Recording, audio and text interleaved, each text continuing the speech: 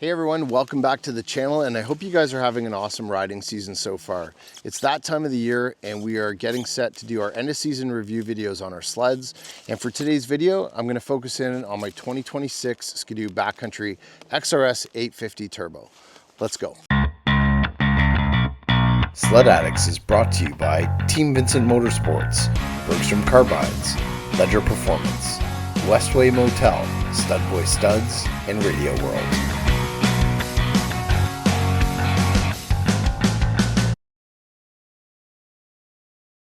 Well guys, if you've been following the channel for the last couple of years, you guys know that I've been a huge fan of the Backcountries since I started running them in 2023 with the first one that I got in the G4.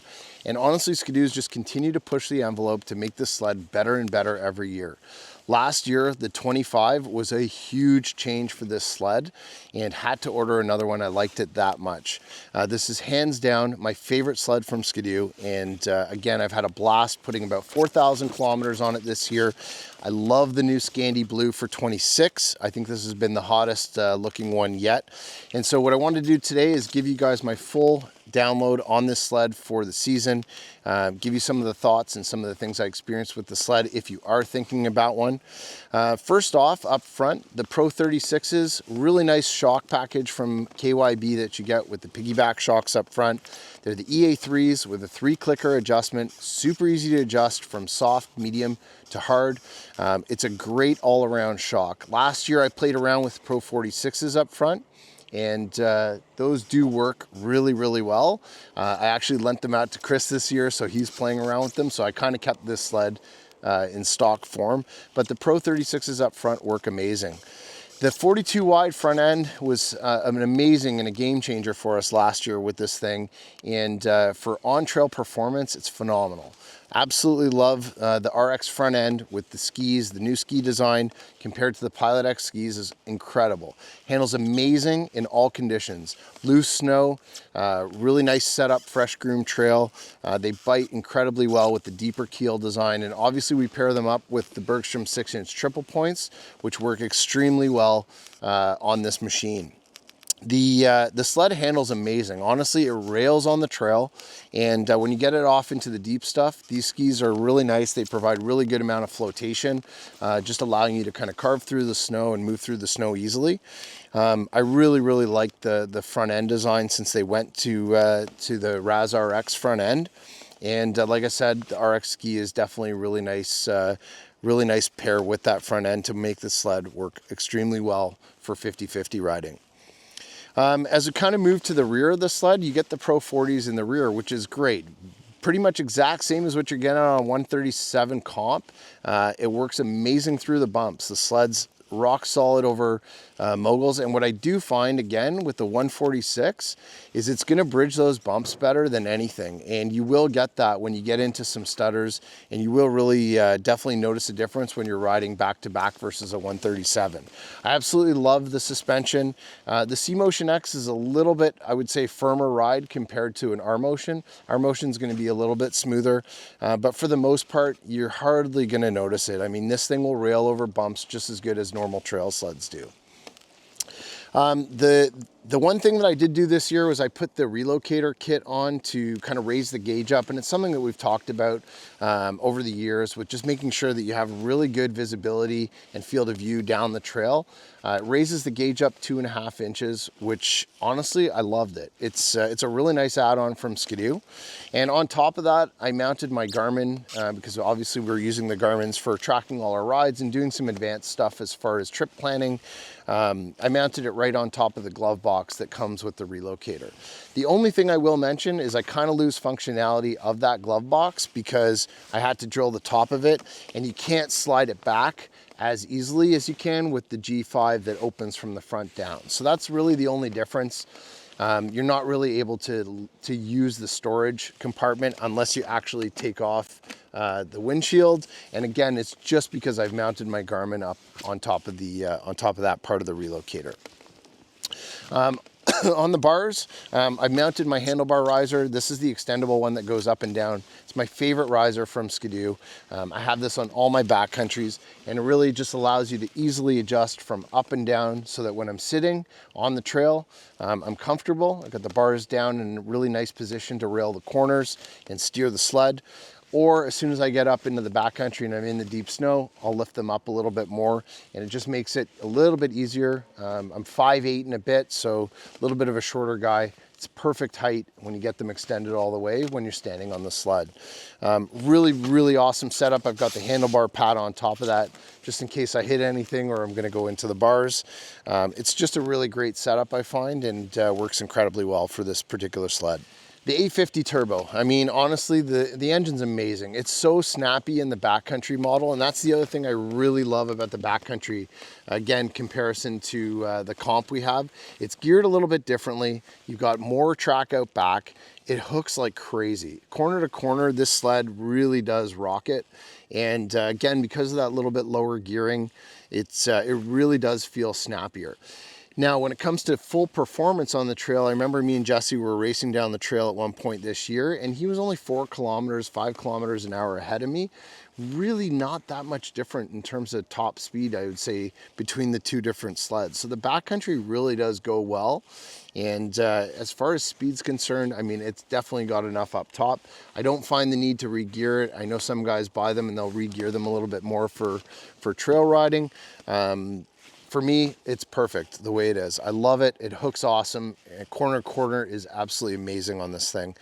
Now, with the 146 out back, this is my favorite track. It's the 150 Storm track, and it's got 1.5 inch lugs up the middle and then 1.25 lugs on the outside. And the whole idea is just being able to kind of get into the corners. The sled will sort of move a little bit. The track will flex a little bit more. Do you notice it? I'm not too sure. It works. It just seems to work well as a really good track. It's also a 2-ply track. When I drilled through it, I had a real tough time drilling through this track in comparison to the track that comes on the comp, the 1.25 Ripsaw 2. This one just seems like a really rigid, stiff, well-built track. And we put some really big studs in it. So we got 1.625 inch stud boy PowerPoint studs in it with the super light backers that we like to use, the doubles. Between all of our sleds, we've never had a pull out with them. So it seems to work really good. We put 2 per row in a staggered position, and the sled hooks up awesome on trail. It's a rocket. I love the 146 platform. It's got a little bit more track, obviously, which is going to help to bridge your bumps better. Does it push through corners? I know some people complain that it does push through a little bit more than a shorter track sled. It's not going to be a 129, but for the most part, it absolutely rails. I really don't find that much difference between a 137 and riding a 146. And obviously my preference has been the 146s, and you know, both my sleds again this year are 146s. For the kind of riding that we do up here in Northern Ontario and Northern Quebec, the 146 is the way to go. There's hands down a phenomenal sled for, again, true 50-50 riding, which is pretty much what we're doing up here in Cochrane. So it's worked amazingly well. You know, a couple of things I will say about it. We did have an issue with it this year. I was riding it mid-ride, about 3,700 kilometers on the sled, and it went down on 1 cylinder.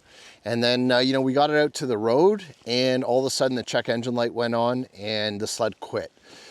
So we got it into a dealer, Raxfin and Kappas Casing did an awesome job, took phenomenal care of us, and they quickly figured out that it was an ECM and injector problem. So I think the injector actually shorted out and it blew the ECM as well. So those 2 components actually needed to be replaced. So they had us up and running, you know, in just under a week. Honestly, we've never had any issues with the 850s or 850 turbos, given how many of them we've had and how many miles we put on them. That's really our first big issue. You know, it was pretty easy fix. They got it all taken care of, got it all sorted, and the sled's been flawless since. So, you know, the one other thing obviously is I'd love to add the Garmin setup to these sleds. Works really well for us as we're prepping for trips or doing some more detail in terms of some of the routes that we're tracking through and saving our waypoints. We really do use them quite extensively, and it's just been an awesome add-on. Love the position of it, being up on the glove box and being able to see right down the trail. It's been a really nice add-on for us, and we kind of take those from sled to sled, and it's been perfect this year running the Garmin Tread, which is kind of the step up from the one that I've been running the last couple of years. Syncs to my my phone, so I get all my tracks, all my waypoints, everything is seamless, and absolutely love it. It's definitely been an add-on from our friends at Radio World, and definitely going to keep running that for next year too. So the one other thing I will mention, you know, as I get older, I'm not as strong as I used to be, but in minus 30 temps like we had last night, with the shot start, it's my only gripe. I just wish it was electric start. It's really tough to pull over in the morning. I had it happen twice this year. The first time was in Moosonee, and it was honestly minus 40, and the sleds are sitting out there overnight, and I had a heck of a time getting this thing started, just because the strength to pull it is needed, and it was tough. I did, you know, learn that trick where you're just slowly going to keep pulling it to just kind of get the engine and the internals moving and circulate some oil through it, and then you just give it one crank and it goes. So my only gripe is I would love to see this sled with electric start. I think it'd be a little bit easier for me and probably some other people out there too. I mean, the younger guys aren't going to care. They're going to yank on it, no problem, but I would love to see it available in the 850 turbo with electric start. Once you get it obviously going and running, it works. Shot works flawlessly the entire day. I've never ever had an issue with them. So it is a cool system, but would just love to not have to pull it over in super cold mornings. Well guys, that takes care of my end of season review on my 26 Backcountry Turbo 850 XRS. Truly one of my favorite sleds ever made by Skidoo. It's probably my top pick. I absolutely love it. It's a blast to ride, super easy to ride in any type of conditions. And I think honestly, Skidoo knocked it out of the park when they introduced this thing to the 42-inch wide front end and the 850 turbo. Those two things have made this honestly truly my favorite Skidoo sled to date. And yeah, if you guys, like I said, have any questions on it, definitely hit us up. Always happy to talk and answer and help you guys out. Thanks for watching the video. We'll see you on the next one.